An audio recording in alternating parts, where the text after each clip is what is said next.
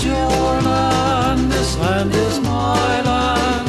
From California to the New York Island, from the Redwood Forest to the Gulf Stream waters, this land was made for you and me. Hello, I'm John Grom, and welcome to the Right and Left Discussion Forum. The purpose of our discussion forum is to demonstrate that people can have different political views and still have civilized discussions. We believe that being right is nowhere near as important as the relationships that we have with each other that enable us to share this country and our communities. Today's topic is, what standards do we use to evaluate our political leaders? Our discussion panel today begins on my left with Bryan Laubaugh. Bryan is president of R&B Financial Services and a member of Medina County Republican Executive Committee. On his left is Patty Haskins, and congratulations, Patty, on being re-elected to council at large, and I feel very good having you there. Patty is a retired math teacher from Wadsworth High School and a Democratic member of the Wadsworth City Council, of course. On her left is Jerry Ritzman, vice president and partner at Ritzman Natural Health Pharmacies. And on his left is Timothy Burns, retired principal in the Cloverleaf School System and current manager of adult services at the Twinsburg Library. This topic is a difficult one to frame exactly, because we're thinking about how we select leaders and then how we evaluate them once they're in office. So the question is, what standards do we use? Do we use party and personality, or do we use a gauge of experience and actual performance in evaluating our leaders? Okay, I'm going to throw this wide open. Who would like to begin with that? Tim's laughing, so I think maybe he's ready. Oh, well, I'd be glad to. I think party is a beginning point. You have your framework of what you sort of believe in, but party has become so fragmented. Either party. I was thinking of myself as, like, I think when we first met, we were talking, you said I sounded very conservative, and I thought, well, I think I am conservative, but I think of myself as a liberal Democrat. So there we begin with me, mm-hmm. and what that forms in my mind, which is an opinion of myself. Okay, so I look at the candidates from that party. But when I looked into where did I get these opinions, they're very emotional. They're not logical. They're on things that I was raised with, and that I grew up with. Grew up Catholic, and the Catholic Church at the time that I was growing up was very proactive, very much involved in change of politics and some, a very liberal agenda at that time. So I was very much involved in that, and so that's my belief. Mm-hmm. That church has actually changed a little bit, and it's not so much, though with the new pope it might come back. So there's no logic in this. This is mm-hmm. all feeling, beliefs, and things that I have internally. To me, you look at some of the candidates like a Sarah Palin, and I go, that's a no-brainer. You can't possibly take her serious. And yet there's people that why would they do that? I mean, come on, it's not because they're coming from a belief system. She resonates with their belief, I think, and therefore they give her a break. Mm-hmm. Okay, so maybe she's not as polished, but heart's in the right place, she says the right thing. And I think that's sort of what happens mm-hmm. with it. Now, Tim, when you say that you have, emotionally, you have sort of a liberal agenda in your heart, does that include things like environmentalism, civil rights, compassionate welfare? Are these the sort of things that you're thinking about? Yeah, like the terms, I hate the terms, because the terms are politicized. But like when you think of like welfare is a great example. I believe you have to give a hand up. I do believe that. Do I think that if we continue to give a hand up all the time that somebody will get used to that and not try? I think that might be true. I'm mm-hmm. not sure, but I think mm-hmm. it in my own life, mm-hmm. I have very few hand ups. Mm-hmm. So did I arrive because of my, because I didn't get the hand ups, I arrived, or was it, mm-hmm. Things could have been a whole lot easier. Okay, so when you go to the polling place, you're voting based on emotions rather than some kind of... You've caused me to think this. I mean, Yeah. to reflect on it. When I reflect on it, I realize how much emotion. When I go to the polling place, I always think of myself as using my intellect and my rational thought. But I think a lot of it, like, why does this candidate resonate? Why? I mean, I had Mandel as a character, as a thing. I had the hardest time with him, not because of I didn't know that much about him. He just struck me the wrong way, and I swear. Mandel. When he was running Josh Mandel for Senate. And I was looking at him as a candidate. I just could not resonate with him at all. I mean, he's just like, that's emotional. Yeah. Then, of course, my Democratic side, Brown and all that came through. But I think there's as many arguments people could have argued against me based on logic. But I probably would have gone along. Yeah, Bryan, I have an idea that your heart leads you down a different path. It might not be as different as most people would think. I agree, and I guess there are certain parts of what we've just been talking about that I could agree with, but I think the issue that comes up is that when we get into these types of national leaders, that the marketing aspect of it takes over. And we've been conditioned to have everything in a 30-second soundbite or a 45-second answer. The debates really don't do anything for me. When you put people up there, they know pretty much what they're going to say, and they've already crafted their message, their narrative that they're putting out there. I would say the same thing. When Jim talks about the Sarah Palin, I felt the same way about Barack Obama. I thought, I don't know how anybody could vote for this individual given his background, given his lack of experience, his lack of just being on the national stage. So I think what they do is they take an individual and they craft them, and they hit those emotional buttons that marketers do so well with. And we're just not in a place where we're ready to look at an individual and see what they actually represent. The news cycle is a very hostile environment for any sort of politician, and it's sad. I think we're basically being disserved by the process, and we're getting what you would expect. Feckless leadership, things of that nature, and it's a difficult thing. Now, I wonder if, and let's look at it this way, possibly, particularly in the selection of candidates or in their evaluation once they've been there.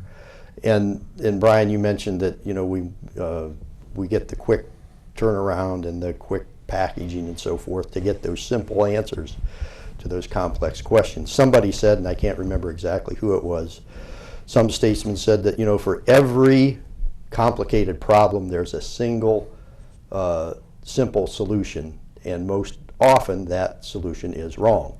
I think as a people, as a culture and society, we see problems, we want an answer to it, we select what we think might be the answer or the candidate who has that quick, simple answer to that problem, and move ahead. And we move on. We make our decision and move on because we've got other stuff to do.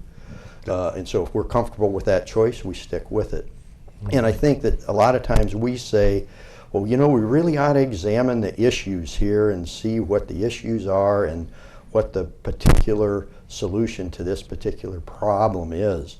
I wonder, think of it this way, why don't we look more deeply or insightfully into the candidates' personalities and see how they've worked in the past? Are they somebody that always insists on their own way and won't budge on any position? Or do they choose to work collaboratively? Have they compromised in the past? Have they maybe thought, well, I don't agree with 100% of what's going on, but I can agree with 80% of this, and I'll back it, because even though that 20% isn't what I want, I'll support this particular program. So just kind of a thought provoker there. Patty, let me put the question to you this way. I'm going to blindside you here a little bit.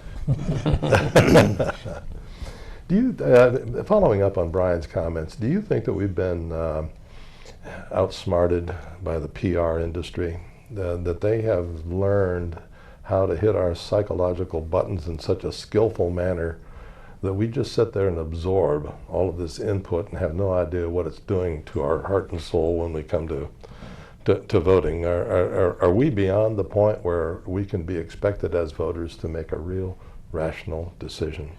I think that we still, I'd like to believe that the voter can make a rational decision, but when you look at campaigns, one of the most important people on there is the person who decides what is going to sell and what isn't. Mm-hmm. And because of the amount of money that's spent in campaigns now, and the PAC issues that are brought out, they are targeting those issues that are going to affect this person in this area or this person in that area.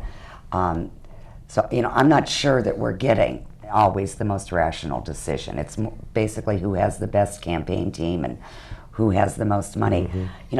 I think when you go back to individuals and establishing their beliefs, our beliefs, I think, many times are established by what our parents were. If it was a Democratic household, mm-hmm. you were probably raised a Democrat. If it was a Republican household, you were raised a Republican. Now you see changes, but that's kind of the basis you start on. I mean, personally, I'm looking for, number one, an intelligent candidate. I want the smartest woman or man in the room to hold that mm-hmm. position, because they're the ones that are most likely to be able to solve problems. That doesn't always work. One of the mm-hmm. most intelligent candidates we ever had was Adlai Stevenson, but he wasn't that dramatic of a speaker. Mm-hmm. Neither was Eisenhower, when you think about it. Oh, no. But he was a hero. But he was a hero from World War II, so that's what sold him. You mentioned the debates and that they may not have an effect. When Kennedy ran against Nixon, in that debate, and Nixon walked out on that stage, and he was that pasty white, and here was Kennedy just back from, I think he was out in the Hyannis port, and was that nice ruddy complexion. And from everything I have read, that was really the turning point in that election. The fact that Nixon looked pasty and that Kennedy didn't. So, those are things. Isn't it interesting? I remember that during that time, the people that listened to that debate on the radio thought that Nixon won. And the people who saw it on TV thought that Kennedy did. Exactly. No, Kennedy was so good looking and charming and all of that. And see, that makes a big difference when people go to vote. How does that candidate look? Mm-hmm. Instead of looking at issues. And what we're seeing today is we are so polarized, I think, in some cases as far as our issues. You mentioned, Jerry, compromise and looking. Mm-hmm. That's, as a candidate, you can't run saying I have compromised on issues, because the party will come back and say, you won't even get through the primary, first of all. They'll say you're wishy-washy. You're wishy-washy. Flip-flopper. Yeah. Well, it's like the whole rhino issue that the Republicans have had. When actually what they're rejecting. You might want to explain what rhino means. Republican in name only, right? Am I correct on that? Yeah. And unfortunately, you're getting more conservative, and this happens on the left as well, but you're getting more conservative candidates that are winning in the Republican primary, but then that doesn't sell to the entire country, because you need candidates that are willing to compromise, that are willing to look at a problem to a situation and be able to accept that I don't care which party brings it to me. If it's a good solution, it's a good solution. I also, when you mentioned experience, I agree totally. We're not looking at the experienced best client. We want somebody that looks good, somebody that speaks well, and unfortunately, too many times we tend to ignore what their actual message is and their ability to solve problems within the country. So much for voting for people and selecting leaders in the first place. How do we assess them after they've been in office for a while? In fact, with a little bit of historical hindsight, the case of Richard Nixon can be very confusing, I think. Very. Richard Nixon probably was the most liberal president we've we've ever had, even more than FDR. And just to remind you, I just happen to have some of his achievements. Richard Nixon was responsible for the Clean Air. When I say responsible, I'm talking about he ran on these things. He fought a Democrat Congress to win these things. It wasn't that he just went along and signed bills that Tip O'Neill put in front of him. Jim Wright. I was going to say, it wasn't Tip O'Neill. It wasn't Tip O'Neill. But he was responsible for the Clean Air Act, the Clean Water Act, the Environmental Protection Agency, the Council on Environmental Quality. He declared the first Earth Day and the first Earth Week. He established the Bureau of Oceans and International Environments and Scientific Affairs. He reformed the U.S. relationships with Native Americans, which he hardly ever got credit for. He was in favor of greater self-determination for Native Americans. And he was referred to by the Indian people, the Native Americans, as the Abraham Lincoln of the Indian people. I mean, he had that kind of a record, which we never heard about. He reformed welfare with new serious civil rights laws and agencies for minorities and women. He spent more on social programs than on defense. His funding for social welfare services grew from $55 billion in 1970 to $132 billion in 1975. He increased food stamp spending from $610 million to $2.5 billion. This goes on and on and on. He launched affirmative action. He did a very, very masterful job of integrating Southern schools through negotiation and working and compromising with local leadership rather than going down and challenging them all. But the point is, I mean, after ended the draft, ended the war in Vietnam, his record goes on and on and on, and for the most part, liberals hate him. Mm-hmm.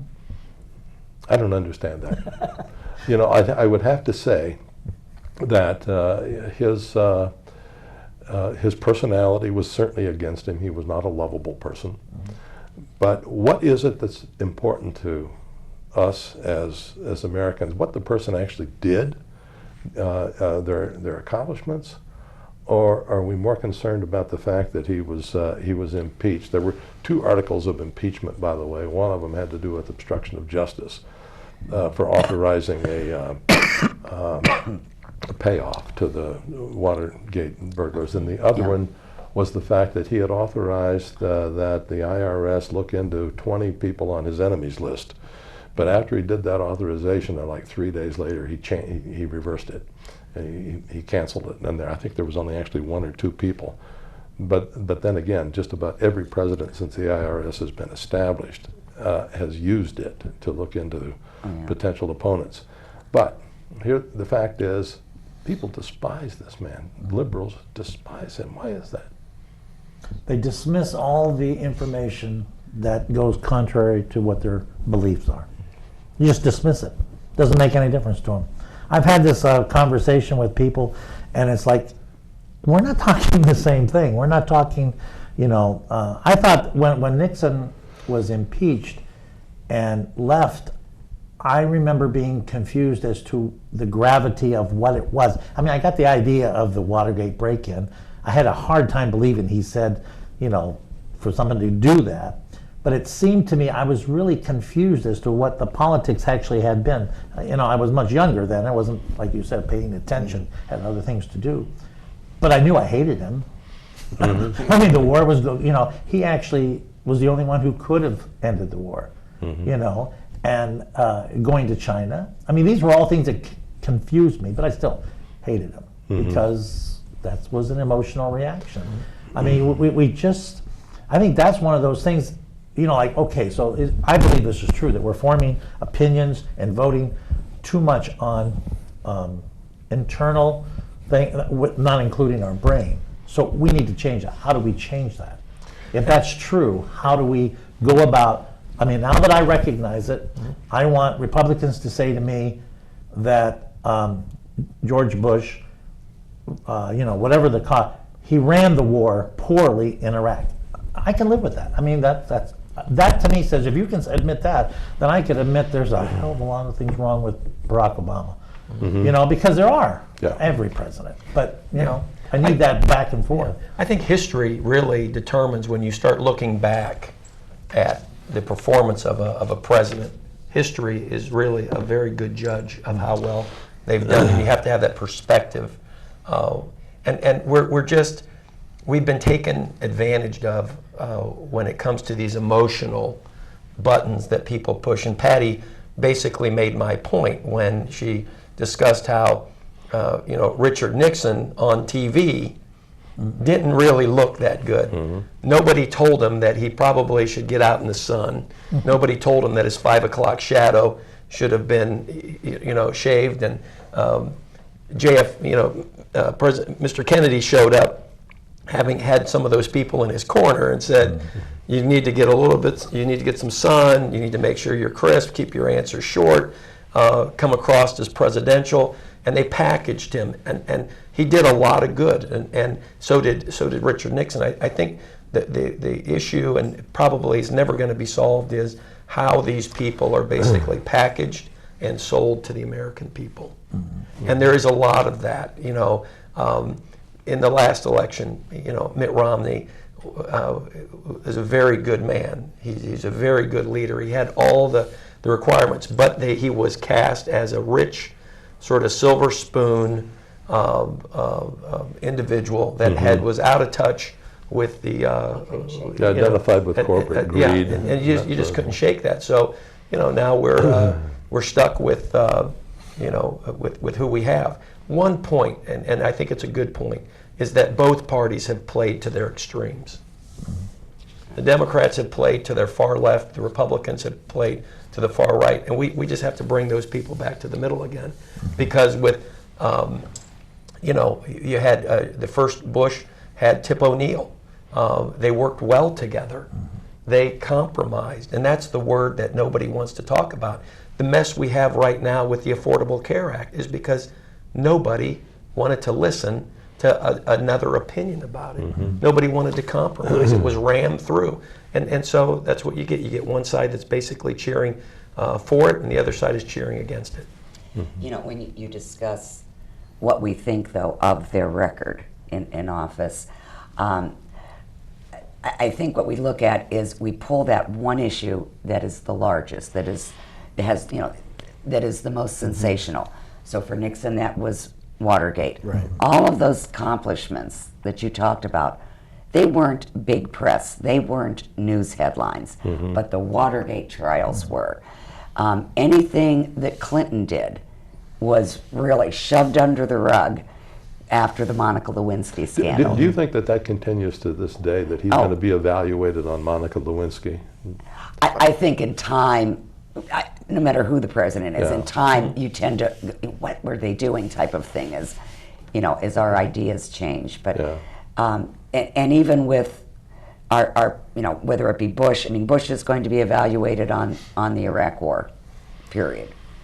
But you ignore any other things that he might have done. Mm-hmm. And with our news cycles the way they are now, and with the inflammatory rhetoric that we are hearing, and you hear these flaws in that party or in that presidential candidate or actual president being hammered home to people, and they tend to ignore the other things, which is unfortunate, because we should be looking at what they have done in office, and that should really determine what we think of that president. Yeah, I think the media has a tremendous responsibility to moderate what they do.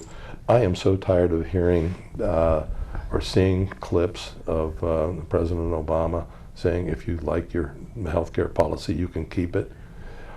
I think I've seen one of those things at least 800 times in the past month. Yeah. Yes, I get it. I get what he said. After having said all that stuff about Nixon, though, I would like to share a few things about Clinton. And Clinton is somebody that has still not been taken under the wing of conservatives, although he should be. His achievements could far easier be put in the conservative column than those of Reagan. He balanced the budget. He controlled spending. He cut federal employment. He was very aggressive on foreign policy. In fact, he bombed 8 sovereign nations, and there are a lot of conservatives kind of like that sort of stuff. He got rid of over 60,000 federal employees. He placed restrictions, and this is one that I'm surprised that the black community isn't really, well, they're never going to come down on him, but he placed restrictions on drug felons that made a legal life all but impossible for somebody who's been convicted of a drug felon. And so many of those people are black.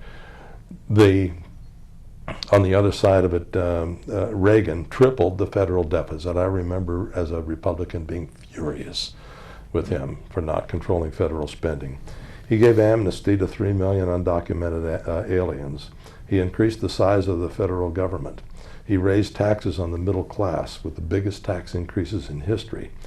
He added 373,000 new federal jobs, and he added $165 billion in Social Security taxes, and he had a strong belief in getting rid of nuclear weapons. Now that is pretty much, I would look at it as a liberal agenda that he achieved, and we still don't like him. I wanted to make this one comment. Oh, darn, we don't have time to really talk about it. But there was a contest down in Houston, Texas, where there were 2 people running for a trustee's seat on the local community college. And the guy that won was a white guy that nobody knew was white. He had run an ad, all of his ads featured black people and all, and he got the black vote. To give the impression, it was a predominantly black Yeah, the black district. community. Now, my question is, and we don't really have time to plow into it, but who is on the worst or the shakiest ethical grounds? The guy that deceived voters into thinking that he was black, or the people that would not vote for him if they knew he was white? That's Another show. yeah, it is. Here we go. But I wanted to just close with a